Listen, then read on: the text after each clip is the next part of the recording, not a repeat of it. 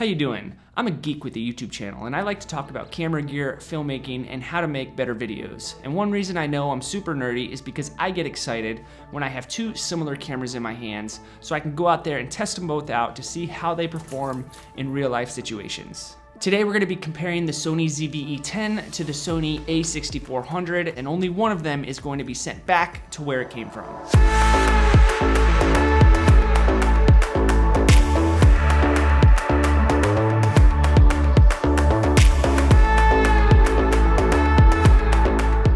Maybe you're in the market for a new camera, or maybe you're stuck between these two cameras and you're trying to figure out which one is better for you. Well, today I hope to shine a light on both of these cameras so that you can have a better informed decision on which one is best for you. And I want you guys to be the judge on which camera you think is better by leaving it in the comment section below. I don't like talking about specs. I like to go out into the real world and put these cameras to the test to see how they actually perform. And when I talk about specs, I always get something wrong and then somebody lets me know and then I feel horrible afterward. We're gonna talk about the differences and the similarities between these two cameras, and then we're gonna go out into the field and have a heyday. They're both APS-C cameras with a 24.2 megapixel resolution. They're both mirrorless. They both have the same display.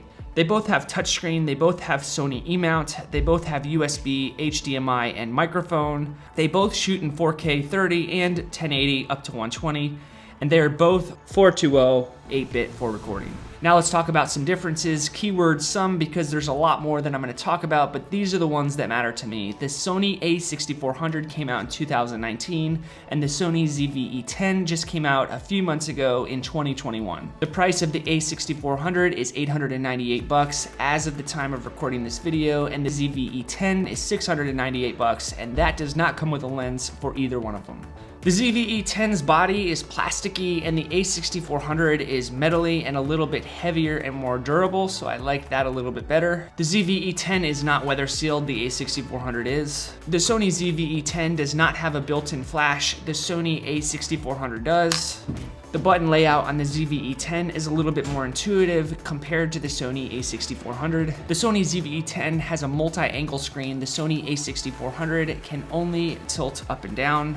The Sony ZV-E10 has a good stabilization system inside of the camera, and you can throw this footage through Catalyst. Both cameras use the same exact SD card, and I think I have a problem with SD cards because every single time I go out to shoot, I'm always paranoid that all of the data for some reason is going to be lost before I get to my computer to upload it. I've never actually had that happen where I get home and all of my files are lost, but sometimes one of the files is lost, or two of the files are lost. And if some of those files were important, like an interview for a CEO of a company, then I would be in huge trouble. That's why I highly recommend Recoverit by Wondershare. They are sponsoring this video, and I've personally downloaded their program, and now I don't have that fear anymore, because if I come home and one of my files is corrupt, I just throw it through the Recoverit program.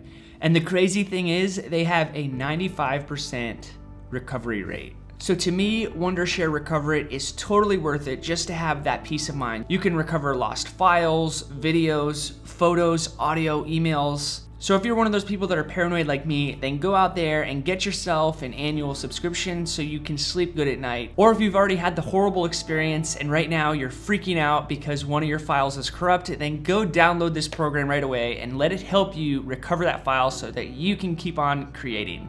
The a6400 has a viewfinder and the ZV-E10 does not, and that is a huge plus for the a6400 because sometimes you're outside and the sun is too bright to see in the little display of the ZV-E10. The ZV-E10 does have a headphone jack, which is super nice, so you can monitor your audio, and the a6400 does not. The ZV-E10 has an updated color science, excited to go out into the field and test it out against the a6400. The ZV-E10 has a nice red bar that goes around the display so you know when you're recording. The Sony ZV-E10 has new updated and upgraded features like vertical recording and a better streaming platform, whereas the a6400, you actually have to download Sony software in order to stream on it. The ZV-E10 has great eye autofocus when you're recording video, and the a6400 only has it when you're shooting pictures.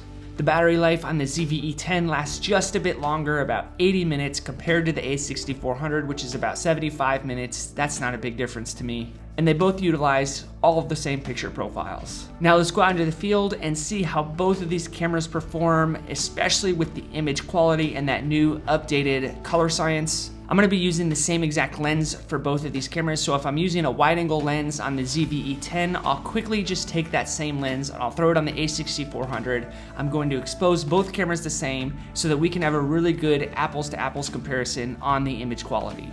I wanted to see how these cameras performed in a controlled lighting environment. Right now we are in a very controlled lighting environment. This is the Sony ZV-E10. We're using the Tamron 28 to 70 millimeter as our lens, and we're not using any picture profiles on either camera. Now you're seeing what the image quality looks like out of the Sony a6400 in a controlled lighting environment. I have a key light off to my left, which is giving me some soft light. I have a little fill light over there to fill in some of those darks, and I'm using the same Tamron 28 to 70 lens, and I'm set to about 35 millimeters. Now we find ourselves in a completely uncontrolled lighting environment because every single time we set our camera up with manual exposure, it's good for about 10 seconds, and then a cloud moves and the sun comes out and you have to readjust your exposure. So in this case, I think it would be a good idea to test out both of these cameras to see how they adjust to the exposure when we're in program auto outside. So here we are with the ZV-E10 and we're testing out the image quality. I have the camera set to program auto so that we can see how it adjusts for the different lighting environment that we're in. I'm actually using the kit lens that came with the ZV-E10, which is a 16 by 50 millimeter lens, and I'll throw that same lens onto the a6400 so we can have a good side-by-side comparison.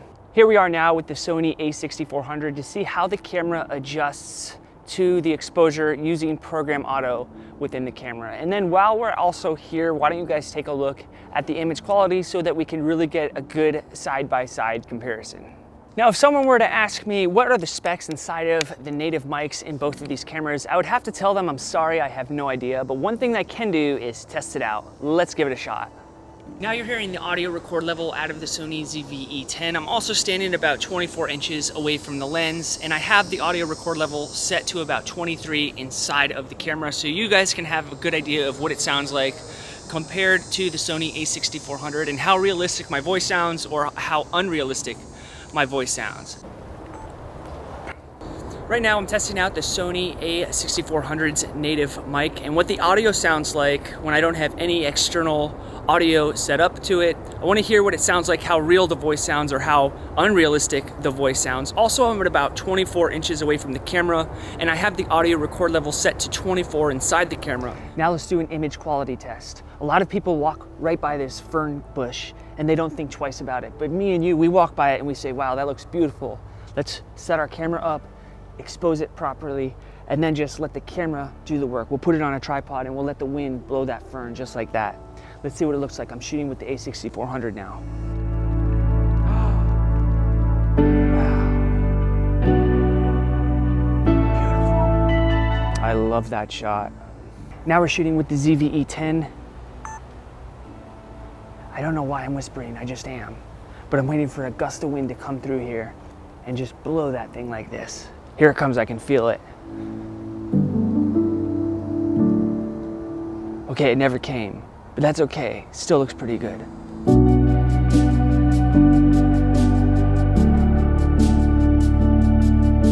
Nobody talks about the wide angle shot anymore, but I'm gonna talk about it today. Especially when you want to do some type of scene establishing shot. What a great opportunity to throw your wide angle lens onto whatever camera you have and just look up at the trees or look out at the landscape and show your audience an idea of where you are so that they can start to feel the story come alive. So for this shot, I'm just gonna point it right up at these trees. Because we have the sun shining through and I don't want to totally blow out the skies, I'm gonna bring the exposure compensation down to about -0.7. That way, the trees are a little dark, but that's okay because we're not blowing out the sky behind it. That's a great shot. Now we're just waiting for the wind to move the trees so you don't think it's a picture. I'm also gonna try to adjust the camera so that when the wind blows, the sun shows itself and then it blocks itself kind of just like that. So I have to find where that spot is, right there. So you know what I'm doing, I'm adjusting the camera and moving it around until I find that one spot where the sun shines through a little bit of the branches. That way, when the wind blows, you kind of see a flash of the sun and you get some of that lens flare in there. Just a beautiful shot. Now we just have to wait for the wind. Oh yeah, right there. Wow. Yes! Now I have to go get the ZV-E10 before that wind stops. All right, so now we have the ZV-E10 set up. One thing I forgot to mention, that when you're in program auto, that's when you want to turn your exposure compensation down to -0.7 when you're shooting this type of shot.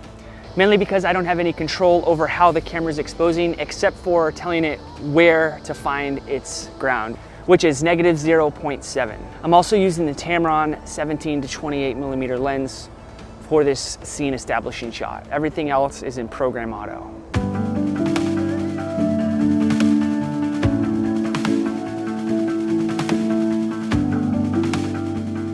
Now we're gonna test out the handheld footage look to see how these cameras perform when I'm just hand holding the camera. I don't have it on a gimbal. I'm gonna try to keep it as steady as possible, and I'm gonna walk in a straight motion. So let's try that out with the a6400 first. I do have the so-called steady shot on the a6400. I'm not sure how good that works or if it even works for video. But those things really don't matter to me. I just want to see the final product. All right. Now let's see how the ZV-E10 performs with the active stabilization on. All right, now we're gonna try the ZV-E10 handheld footage test. The active stabilization does punch in a little bit more, just so you're aware of that. Also, the lens that I have on, which is the kit lens, the 16 to 50mm lens, comes with a so-called optical steady shot. Let's hope it really does optically steady shoot.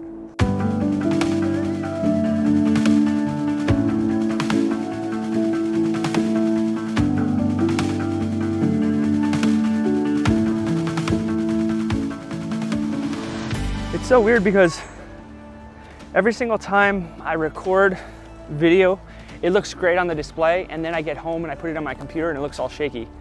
I don't know, let's see what it looks like this time. Maybe the ZV-E10 is better than the a6400? You be the judge and let me know in the comments. Let's go get our next shot.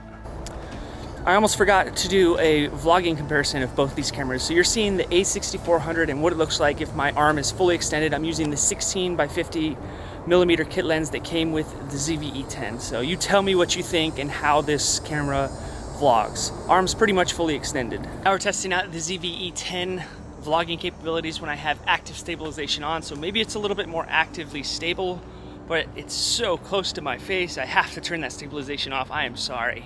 Much better. The only problem now is I bet it's super shaky, so we're gonna have to get a gimbal for this thing if this is your vlogging setup. I switched it over to standard, which gives me a little bit more stabilization, but it's probably nothing pretty. So if you were to get a vlogging setup with the ZV-E10, then I would highly suggest you get a gimbal, because when you walk, it's almost unusable. All right, let's go get the next shot. Now we're gonna test out the photography of both of these cameras. I wanna get that flower right there. But I don't wanna be shooting at a downward angle. So right now, the tripod that I have it set up on doesn't go low enough unless you flip it upside down like this. This is one of the reasons why I love this little tripod.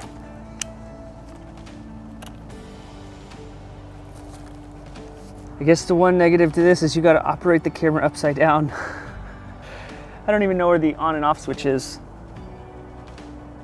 Sometimes you have to go through some stuff to get the perfect shot. I just love how it's leveled out with it and it's not pointing down at it.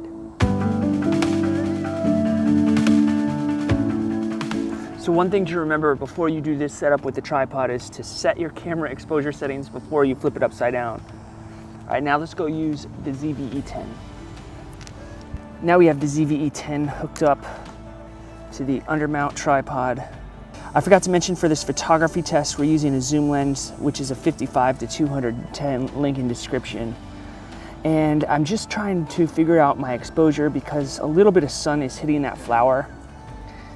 And I don't want to overexpose any of the blades of the flower, but I think that's good right there. So let's take our shot. Yeah, I'm definitely interested to know which one of these two cameras puts out a better picture. If you're noticing a difference in color, it's not because I'm using picture profiles, because I'm not on either camera. It's just they have that updated color science, so we can see which one performs better with photography and how it shoots. All right, let's go get the next shot. All right, so we're on the slow motion portion of this video. We're gonna test out both cameras. We turned them to 120 frames per second and our resolution is set to 1080. We did manual focus so we don't lose any focus, and I focused it right in the center of the bowl using peaking. All right, ready for this? Let's see how it looks.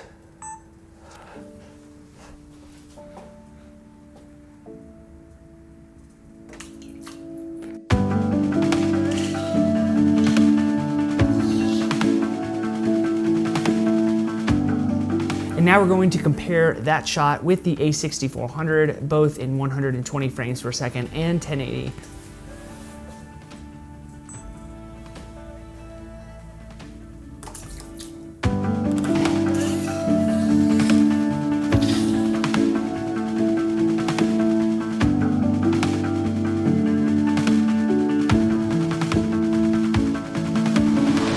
Shooting in a low light setting with the Sony ZV-E10. I have the ISO cranked up to 4000. My shutter speed is set to 1/50 and my aperture is at f4.0 so that you guys can see what it might look like if you were in a low light setting and you had to crank up the ISO to 4000. Now we're doing a low light test for the a6400. I have a key light over here and I turned it to 1%. I also have a fill light that I turned off and I cranked the ISO up to about 4000 so that you guys can see how good the image looks or how much it falls apart. So I hope those tests better help you make an informed decision on which one of these two cameras you liked better. In my personal opinion, I think the ZV-E10 is built for video creators and the a6400 is built more towards people who like to do photography and video. I'm gonna go ahead and keep the ZV-E10 and send back the a6400 because I like to do a lot of video creation, but I can see why the a6400 is so popular amongst the Sony community. And the small fact that I actually rented the a6400 and bought the ZV-E10, so that has a little bit to do with it. Until the next video, I'm Joe, reporting from Film Alliance. Peace.